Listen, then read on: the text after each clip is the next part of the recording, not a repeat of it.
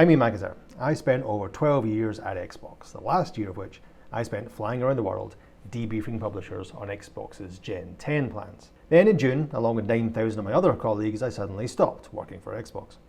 I now work with game developers bringing their content to platform holders.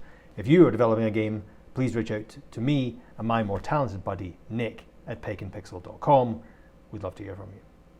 So within the confines of the hundreds of NDAs I've signed, let me try and shed some light on what the industry really expects from the Steam machine and Gen 10. Let's break it down. Steam, Microsoft, Nintendo, Sony.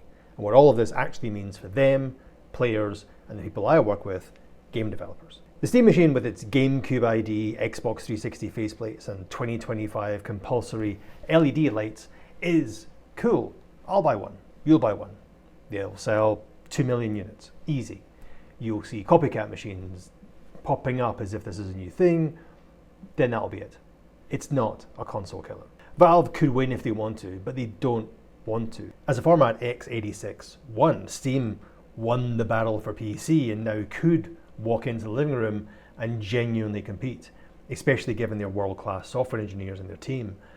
But Valve have never and still don't show any inclination to scale up their workforce to what would be required to ship 50 million or 100 million of these things. It's not what they want to do. That's before we even get onto the fact that it's just a PC and that the solution for PC gamers in playing on the biggest screen in their house probably isn't buying a smaller, underpowered PC versus, an HDMI cable or even Valve's own current solution that they seem happy to shit on right now.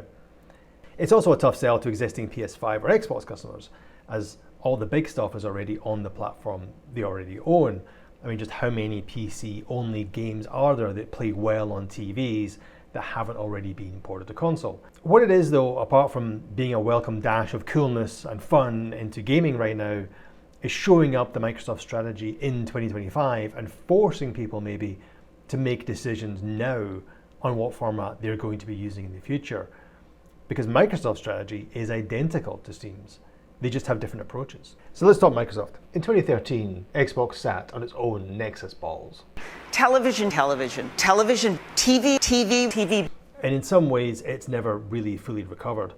Xbox made the mistake, amongst many, of being too far ahead of the market at best and downright designing out loud at others. So when they pitched a future where games would become apps as would TV, and they'd live side by side on your console, which was therefore had to always be connected to the internet, and there was this new trade-in system for digital games, gamers weren't interested. In fact, they were furious. Now that was almost 100% down to the way it was presented, and lacking sales were far more tied to the higher price point than one bad press conference. But it is a cautionary tale that Xbox is close to repeating by talking out loud about its ideas while having very little to actually deliver right now. Famously, in 2013, Sony, who offered none of the advancements Xbox was offering, and instead just offered more of the same, started a positive PR streak that has never really stopped. So here lies the trap for Microsoft. Microsoft agrees with Valve. The future is player-centric, where players will choose where to take their games and digital social circles, and that world will have PC at its heart. Microsoft, though, has an inbuilt love for services and subscriptions like Office, Windows, LinkedIn, and so it's always loved Xbox Live and Game Pass, but less so the expensive loss-leading hardware bit. So their strategy is open book and logical. They want to be the go-to gaming service, available on all platforms, in the same way Windows is the go-to OS around the world. To achieve this, they've built Xbox Live, Game Pass, and they have acquired more content than anyone has ever seen in gaming, apart from maybe Embracer. People often say Xbox doesn't have any exclusives, but they have more than anybody else. They just stopped signing games that sell hardware and started signing games that sell services. It's true you can buy and play COD entirely inside the Sony ecosystem, but if you want to access COD through a subscription service or to stream it onto your phone, then they can control that. And that's where they think gamers are going. So there is another Xbox in production, made by Microsoft.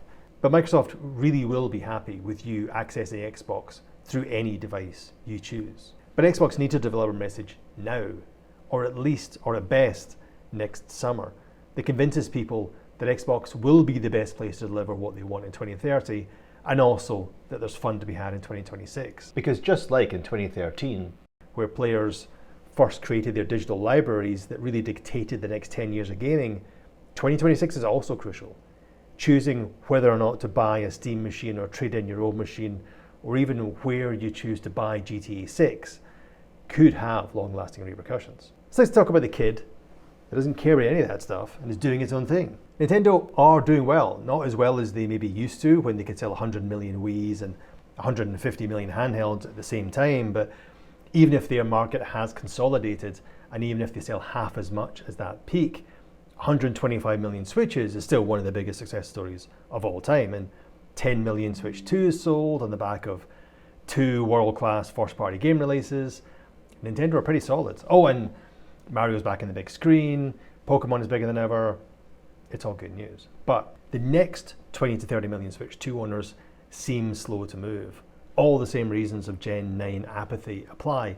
It's a steep price point right now to access just a couple of essential games. That, alongside the lack of Roblox or YouTube, the store is still a slow click away, which continues to see third-party sales, whilst good, nowhere near the numbers the install base would imply. Nintendo are taking the cheapest tech option though, and they are first. I mean, if they could drop a Switch 2 Lite in a couple of years' time, just when those expensive Gen 10 machines drop, throw in a 10 out of 10 top drawer Pokemon game at the same time, and they can be kings again. But any falter in first-party output, and Switch 2 could very easily replicate the Wii U's place as feeling like an interim Switch Pro rather than a full generational move that it's meant to be. And if Valve and Microsoft are right, that outside of exclusives, the future is multi-platform, very social, sometimes streaming, then Nintendo are very much out of place. Nintendo are the only ones here who don't have next year's biggest game on their platform. Sony, though, are in the most uniquely, bleakly successful place possible. You see, Sony are a hardware company first and foremost. Whilst they don't produce the TVs and PCs in the volume they used to, the enthusiasm to which Sony attacks each gaming generation is always welcome. Their strategy has always been classic console. They love to invest in R&D. They have big marketing campaigns, sell hardware, it's what they do. They even did it, I think, in this last week. Their strategy isn't hard to discern or question. They tried to win the console war, and I think they came down close. Whilst they may never topple Nintendo because of their unique approach and IP, they can and likely intend to obliterate Xbox once and for all and take as many of those players as possible. That potential market share steal plus opportunities in handheld and VR leaves Sony and likely a lot of its player base feeling very confident about the PS6 generation. And in short, I think the industry right now expects Sony to rule the traditional Madden, FIFA, COD console market for the next few years. But for all the smart moves by Team Sony, they have also been fighting against opponents who have really stopped fighting back. That's why I left Sony last, because they're the answer to who will win the traditional Gen 10 market, likely, but on raw sales numbers. But right now, the expectation is those hardware numbers could be drastically down on any previous generation. And Sony could end up being the blockbuster of the VHS market, finally crowned champions just as Netflix arrives. And they're not prepared, let's be clear, culturally or technologically to go full cloud, full PC, or fully platform agnostic. They're a hardware company. Tech needs something to sell another generation of hardware.